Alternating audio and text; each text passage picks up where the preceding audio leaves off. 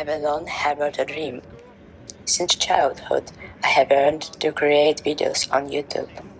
Yet until this moment, all my attempts have been overly simplistic, lacking depth of meaning. However, everything in life changes, flows, and moves, as does my desire to create for YouTube. Years of contemplation. Years. This can no longer continue. Today, the small voice within me declared that it's time to cease promising myself that I will start making videos for YouTube.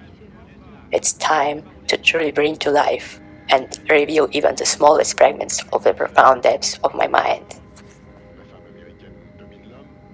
The day began in an unusual way. A strange feeling pierced me like a delicate string, causing the little person inside me to tremble. Yet the feeling was familiar, one that had visited me before, the day I decided to abandon my old way of life and venture into the unknown. And today, suddenly, my internal clock struck 13. The shame echoed in my mind exactly 13 times, and not a single one less. A chill ran down my spine, a goosebumps formed a chaotic procession. The ground trembled beneath me. I grabbed my bag, but filled with what I believed to be essentials.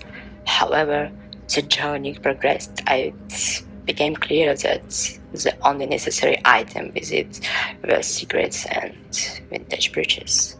The other remnants of my former life were left behind, never to reappear on my path to the bus station. It often happens that in life, the things that remain with you are not those you initially pack into your bag. Upon arriving at the station, I barely managed to purchase a ticket. I need a ticket to nowhere, I said, my tone completely calm. At this, the people in the line surrounded me with their stares, or rather, with their distorted faces that seemed to assault my fragile being. The cashier, playing the role of the greatest villain, lauded with a deep voice reminiscent of a mad donkey's bray as he sat on his golden throne. Extending his blackened hand toward me, a black ticket, glistering with the dark sparks, coated in oil with a shimmering red seal, appeared within it. "Make sure you don't get lost," he bellowed in the same maniacal voice. I took the ticket and made my way to the bus. The bus was empty, save for one seat occupied as I entered. It was the seat of my reflection in the window. Together, we gazed at one another, and together we failed to notice when the bus started moving, as the scenery outside changed to villages and forests. At one of the stops, another passenger boarded. There was Igor Stravinsky. A conversation ensued between us. We agreed that some encounters can awaken with us particular emotions capable not only of rewriting history, but also of crafting brilliance on a global scale with their intensity. I long to one day create something that, at a single glance, can blind the viewer, searing their eyes as if an angel revealed its true form. As through such perfection, the power of one's soul alone is insufficient. It feels as if we are nothing until we see ourselves reflected in the eyes of others. Only the connection forged between us and the other beings in this world is capable of being reflected in other eyes and providing us with that essential spark of inspiration, one that we could never ignite from merely our own reflection. Great things are born only through the fruitful work of our hands, heart, mind, and reflection of other eyes. For it's only another person who can compel all three to unite and begin to create. Thus, I was able to create this video, the one that now reflects off the retina of your eye, just as it's once reflected from my eyes and heart. Our conversation with Igor Stravinsky was nearing its end. I wished to cast a sharp glance at my companion, only to realize, suddenly, that his eyes had been scorched, smoldering with smoke.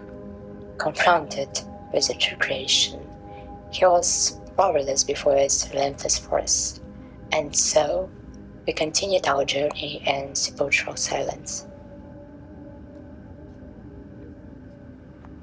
After several stops, it suddenly became clear to me that the bus was in fact not empty. It teemed with a vast multitude of diverse people, large, small, thin, white, bright, dark. How all those people suddenly appeared around me, I don't know, but I'm certain there were many, and their voices formed an entire ocean of sound. They abruptly focused their attention on the sphere around me that had incinerated Igor Stravinsky, but their vacant gazes merely glimmered with my radiance. They cannot comprehend my creativity. Their faces are too simple to absorb even a drop of my truth. How difficult it is, at times, to speak to an audience where all the faces lack ears. As Zarathustra once rightly said, it is much harder to learn to receive than to give. For so long, I believed that this bus was completely empty, with only 2 passengers aboard. All this turned out to be false, just like many things our parents told us in childhood, and that our closest loved ones continue to tell us. Lies bring us only pain and emptiness. Confronting them head on, we eventually find ourselves running and boarding a bus with a nowhere as a final destination. And as you listen to my voice, do the sights of that nowhere to which I'm heading frighten you? Are you easily scared? If the first minutes of my reflections did not cheer your eyes, and the subsequent ones do not throw you into the feverish terror, then you please me. There is something in you beyond what is found in ordinary people. I invite you to join me. I'm assembling my best to nowhere, and I need allies and adversaries of equal strength. However absurd my monologue may be, it carries meaning. A meaning you will interrupt differently. But as long as you interrupt it, you are in a large part suited to me. Buy a ticket and choose a seat in the cabin. Our bus is soon departing to nowhere. There, we shall find all that we have been searching for so long. Our journey is only beginning, so I have no right to bid you farewell. I will simply say, until we meet again on the other shore.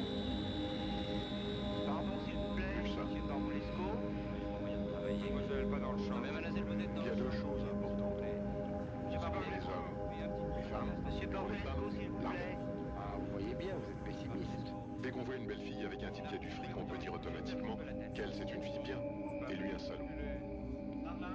À votre avis, que vaut-il mieux? Aimer pour quel est le pays le plus intelligent du monde? La France. Comme tout le monde, pas du tout. Et Chopin? Dégueulasse. Quelle est votre plus grande ambition dans la vie? Devenir immortel. Et puis, mourir.